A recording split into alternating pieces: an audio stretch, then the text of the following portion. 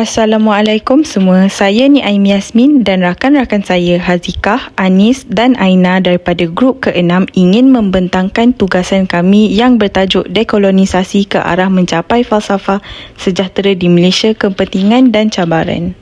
Assalamualaikum, saya Nur Anis akan memulakan pembentangan dengan definisi dekolonisasi dan definisi falsafah sejahtera. Dari sudut bahasa, definisi dekolonisasi amat berkait rapat dengan istilah koloni dan kolonisasi. Koloni bererti tanah jajahan, manakala kolonisasi bermaksud proses menjadikan sesuatu wilayah sebagai koloni, iaitu penjajahan.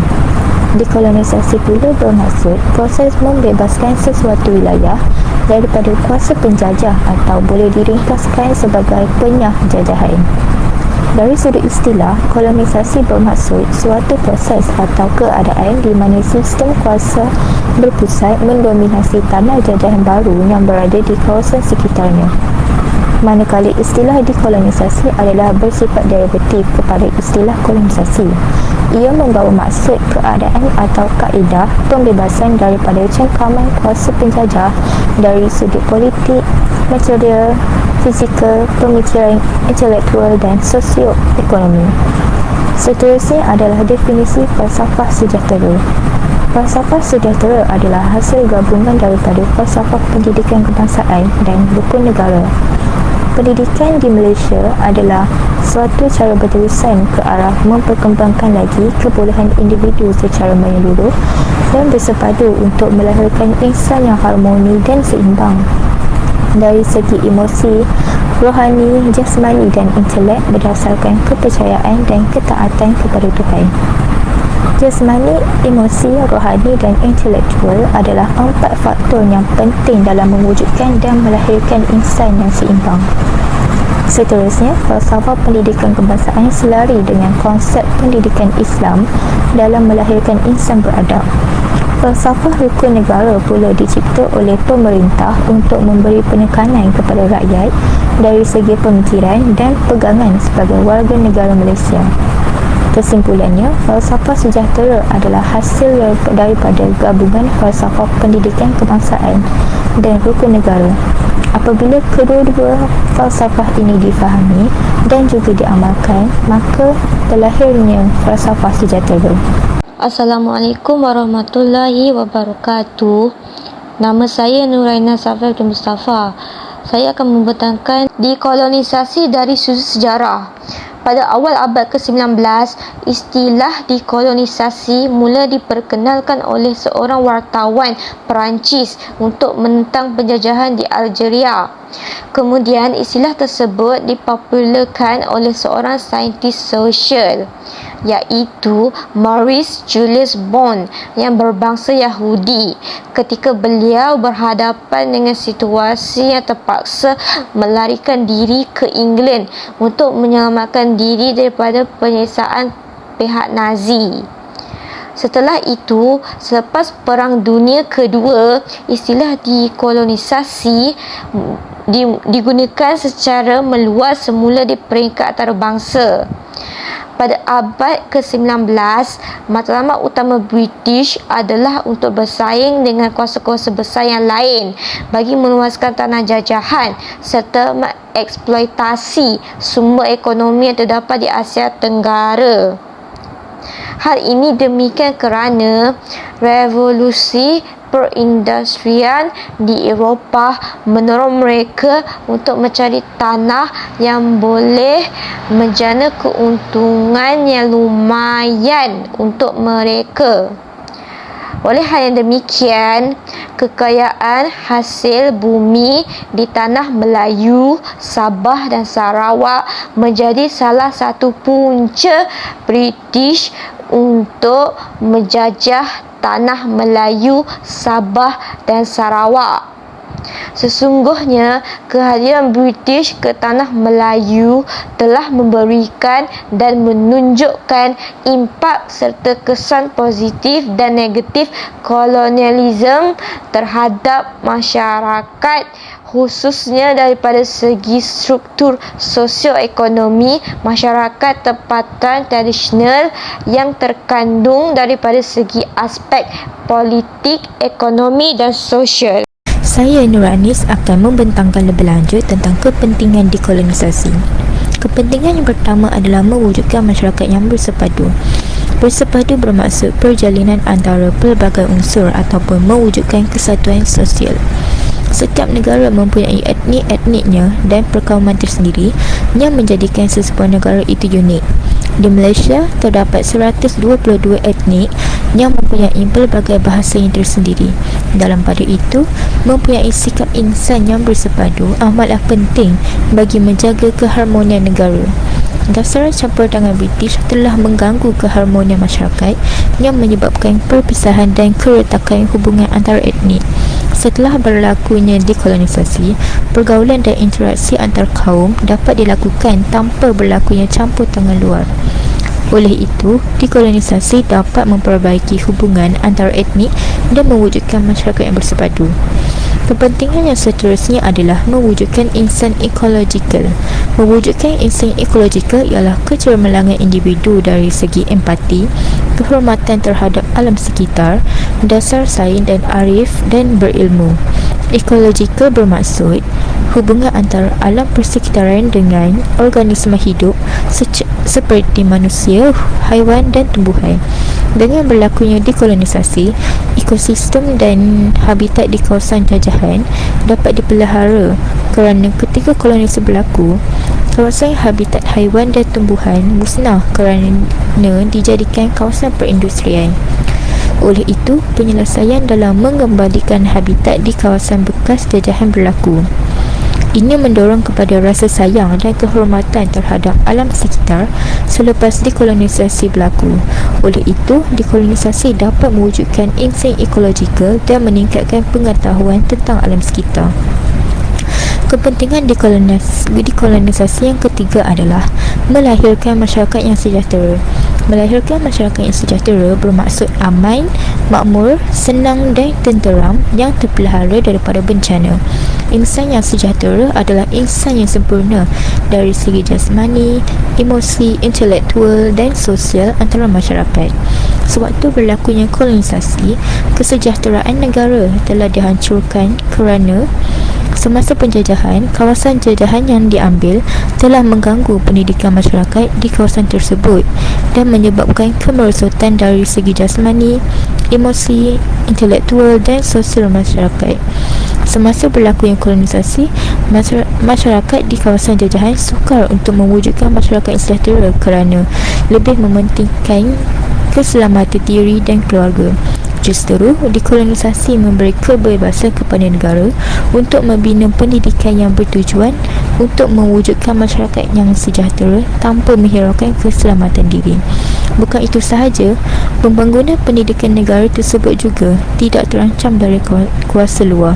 Oleh hal yang demikian, dapat melaksanakan sosial sebuah insan dengan mengadakan aktiviti sosial seperti bersukan, kelab dan rekreasinya membantu meningkatkan sosial masyarakat. Saya, Nik Aim Yasmin, akan menerangkan tentang kaedah dekolonisasi ke arah mencapai falsafah sejahtera di Malaysia. Salah satu kaedah yang telah membebaskan daripada penguasaan barat adalah dengan pandangan alam worldview dan nilai kehidupan yang berasaskan keyakinan hidup bertuhan dan beragama. Langkah ini selari dengan rukun negara Malaysia yang pertama iaitu kepercayaan kepada Tuhan.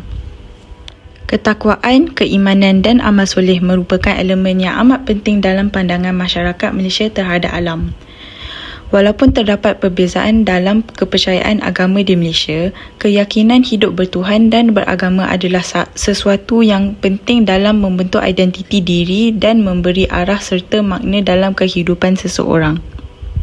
Kepercayaan agama telah berpendapat bahawa alam semula jadi adalah manifestasi kerja Tuhan dan memegang kepentingan rohani. Ia amat penting bagi masyarakat beragama untuk mendekati alam semula jadi dengan rasa hormat beretika dan rohani. Oleh itu, Malaysia membasmi sebarang bentuk ideologi atau ajaran yang menolak kepercayaan kepada Tuhan seperti ateis.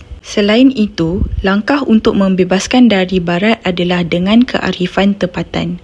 Kearifan tempatan merupakan satu ilmu pengetahuan yang dibentuk untuk mengetahui keadaan budaya dan falsafah di suatu masyarakat tempatan. Salah satu falsafah yang digunakan di Malaysia adalah mengutamakan nilai dan norma tradisional. Kemajuan dalam sosio-budaya masyarakat tempatan yang menolak nilai barat dan menjunjung kerangka tersendiri telah membuktikan bahawa nilai tradisional lebih arif dan sesuai untuk diikuti masyarakat Malaysia. Sistem politik demokrasi juga muncul untuk menggantikan sistem empayar dan monarki supaya masyarakat dapat mementingkan kebebasan suara masyarakat, kebebasan memilih dan hak asasi manusia.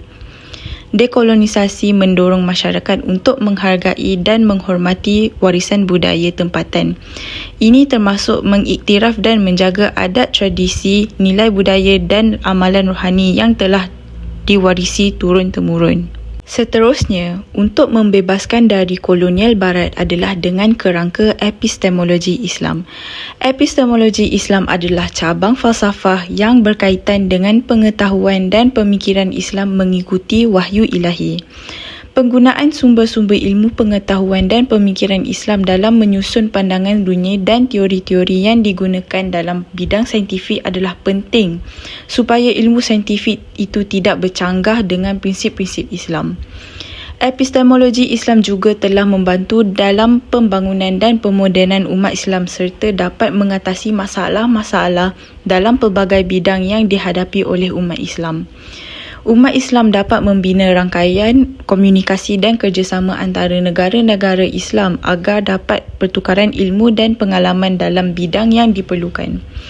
Dekolonisasi memberi impak yang besar terhadap pemikiran umat Islam dalam melihat dunia dan masalah yang dihadapi oleh umat Islam.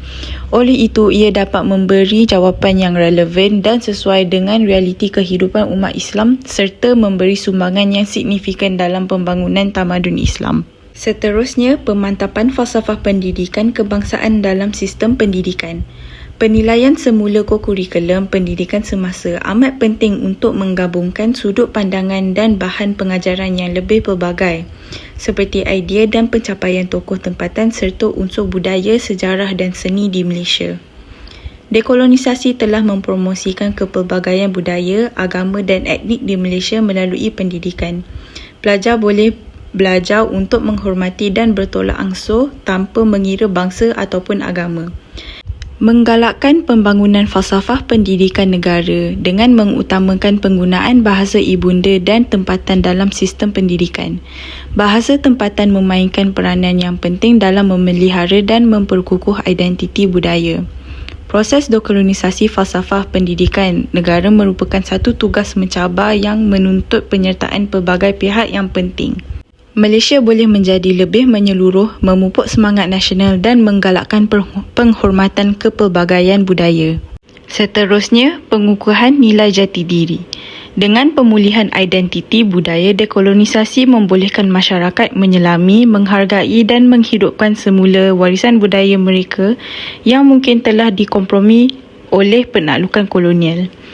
Selain itu, kaedah pendidikan telah terkesan kerana pendidikan membawa masuk bahan dan sudut pandangan yang menggabungkan nilai dan budaya tempatan. Dekolonisasi bukan sahaja menyebarkan pengetahuan, malah ia telah memudahkan pemerkasaan masyarakat dalam bidang pembangunan dan membuat keputusan. Pemerkasaan sedemikian membolehkan individu untuk memainkan peranan aktif dalam menyatukan nilai jati diri mereka. Akhir sekali, pengukuhan ekonomi negara. Untuk mencapai falsafah sejahtera di Malaysia, kita perlu menggalakkan perkembangan ekonomi negara. Tujuannya adalah untuk mengurangkan kebergantungan negara terhadap ekonomi luar dan mendirikan keupayaan dalam industri tempatan dan menjamin kesejahteraan dalam jangka yang panjang. Pihak kerajaan perlu cakna dalam perihal pendidikan masyarakat kerana pendidikan adalah tunjang utama untuk menyampaikan ilmu dan kepentingan dalam perkembangan ekonomi kepada para pelajar. Assalamualaikum warahmatullahi wabarakatuh. Nama saya Nurul Hazika Abdul Norman. Pada hari ini saya akan membentangkan cabaran dekolonisasi di Malaysia dan strategi menangani cabaran. Di bawah cabaran dekolonisasi di Malaysia terdapat 3, iaitu globalisasi, serangan pemikiran dan sikap malas dan bergantung kepada orang luar. Berdasarkan kepada cabaran globalisasi dekolonisasi di Malaysia, ia dapat menghalang sebarang ancaman atau pengaruh yang cuba mendominasi ke dalam budaya rakyat Malaysia. Hal ini dikatakan demikian kerana pengaruh budaya asing yang mampu menjejaskan budaya tempatan Malaysia. Budaya Barat telah menelusuri dan mendominasi pemikiran dan minda anak-anak muda melalui media massa dan internet yang semakin popular dalam era globalisasi ini dan mampu mengancam budaya yang diterapkan oleh orang terdahulu. Sebagai contoh, pemakaian generasi muda zaman kini yang telah berubah secara drastik akibat mahu mengikut gaya masa kini yang dipopularkan oleh pengaruh luar. Seterusnya ialah kebergantungan ekonomi terhadap negara-negara yang terlibat dalam cabaran dekolonisasi di Malaysia. Malaysia sangat bergantung kepada industri ekspor seperti minyak, gas getah dan kelapa sawit. Hal ini akan mengakibatkan negara mudah terdedah kepada fluktuasi harga dunia dan pelaburan asing. Hal ini akan meletakkan Malaysia berada di trajektori negatif bagi memacu ekonomi ke tahap tertinggi dan membolehkan pembantutan sosial ekonomi. Cara untuk menghadapi cabaran ini ialah pihak kerajaan perlu melaksanakan langkah rangsangan bagi memperkuatkan lagi jitu dalam sektor-sektor domestik dan meningkatkan ekonomi negara serta menjalinkan hubungan perdagangan baru. Seterusnya, di bawah serangan pemikiran, terdapat pelbagai rintangan terhadap pemikiran baru yang telah diterapkan secara perlahan dalam minda masyarakat Malaysia. Sebagai contoh ialah penyebaran dan pengaruh ideologi yang bercorak dekolonisasi telah masuk pemikiran masyarakat Malaysia. Pemikiran dekolonisasi ini masih wujud dan telah menghuni pemikiran rakyat Malaysia yang masih berfikir dan terpengaruh dengan pemikiran kolonial. Dan terdapat 2 kaedah yang digunakan oleh pihak British pada zaman dahulu untuk menguasai tanah Melayu, iaitu kaedah dimonasi dan hegemoni. Kesan terhadap pemikiran kolonial terhadap masyarakat Malaysia dapat dilihat daripada skop penjajahan minda antara pemikiran bangsa tersendiri yang masih berfikiran negatif dengan kemampuan masyarakat dan individu berbanding bangsa luar, terutama bangsa barat. Di samping itu juga, serangan pemikiran yang berlaku adalah kontroversi dalam pendidikan dan kurikulum di Malaysia. Hal ini kerana ideologi sekularisme telah masuk ke Malaysia dan telah menyerap masuk ke dalam aspek kehidupan harian masyarakat Malaysia. Amalan fahaman sekularisme telah menimbulkan teori baru dan cuba untuk memasukkan elemen-elemen dekolonisasi dalam pendidikan yang sering kita dengar dalam radio. Hal ini juga bertentangan dengan agama yang dianuti oleh masyarakat Malaysia. Yang terakhir ialah sikap Malaysia dan bergantung kepada orang luar. Kekurangan daya usaha adalah satu faktor di bawah sikap malas dan kebergantungan kepada orang luar. Hal ini menjadi penghalang dan menjadi asbab dekolonisasi menghadapi cabaran. Perkara ini juga akan menyukarkan individu dan masyarakat mencapai kemandirian dan pemulihan daripada penjajahan mental dan ekonomi. Dan yang terakhir, di bawah sikap malas dan bergantung kepada orang luar ialah budaya kesantunan yang berlebihan dalam masyarakat yang selalu diperkatakan oleh orang barat menjadi bualan hangat. Hal ini tercetus apabila budaya kesantunan yang berlebihan di Malaysia telah mengakibatkan keengganan untuk mengkritik atau menentang status quo yang diambil oleh orang barat. Hal ini menjadi hambatan dalam proses dekolonisasi menjurus ke arah perubahan yang radikal atau persemukaan amat vital. Yang seterusnya ialah strategi menangani cabaran. Di bawah masyarakat, dari perspektif masyarakat, rakyat memainkan peranan yang besar dalam menjamin keadaan dan imej sesebuah negara. Hal ini kerana rakyat perlu kekal dalam keadaan sejahtera bagi mengelakkan pertelingkahan sesama masyarakat. Malaysia adalah sebuah negara yang berbilang bangsa, maka dengan menghormati hak setiap individu, ini akan bantu untuk melahirkan masyarakat yang makmur, adil dan aman. Seterusnya, di bawah strategi dalam pendidikan, di bawah dipetik daripada kata-kata George Santayana, mereka yang melupakan sejarah akan cenderung mengulanginya. Perkara yang dipetik itu memberi kesedaran kepada masyarakat tentang pentingnya bagi generasi muda untuk peka perihal sejarah negara kita. Ia juga akan memberi kesedaran pendidikan kepada masyarakat terhadap pentingnya peka perihal sejarah negara dan kemerdekaan. Hal ini kerana ini akan mengajar masyarakat supaya menghargai kemerdekaan yang telah berjaya diperolehi. Oleh itu, dengan mempelajari sejarah, ini akan memberi peluang kepada rakyat untuk memahami dengan lebih mendalam tentang bagaimana kemunculan pelbagai budaya di Malaysia. Akhir sekali, strategi dalam budaya. Rakyat Malaysia perlulah menanamkan sifat dalam diri rakyat agar mempunyai kesedaran tentang kepelbagaian tradisi dan budaya. Ini adalah penting sebagai masyarakat di negara ini mengekalkan budaya agar tidak lapuk ditelan zaman. Selain itu, ia juga dapat menanamkan sifat dalam diri rakyat untuk mempunyai kesedaran dalam menjaga serta meneruskan adat resam dan juga tradisi.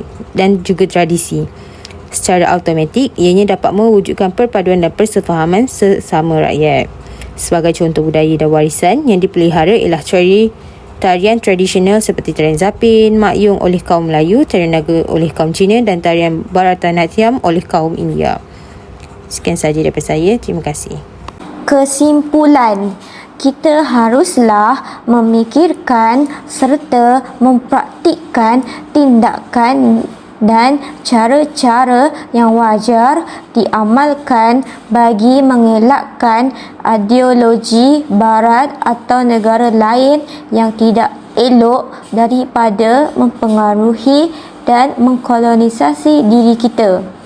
Oleh itu, sebagai masyarakat yang hidup dalam berbilang kaum dan budaya, kita janganlah mengamalkan sikap saling membanding antara satu sama lain kerana masing-masing mempunyai keistimewaan yang tersendiri. Masyarakat kini perlulah menghargai budaya dan identiti masing-masing agar warisan tersebut terpelihara dan diketahui oleh generasi pada masa depan. Sesungguhnya, asas pemikiran falsafah yang dibentuk melalui analisis sejarah secara kritis mampu membantu kita untuk meningkatkan segala aspek kehidupan daripada segi taraf hidup diri kita, bangsa dan negara. Oleh itu, amat wajarlah falsafah sejahtera dipraktikkan dalam kehidupan seharian kita untuk mendepani cabaran dekolonisasi yang semakin mencabar.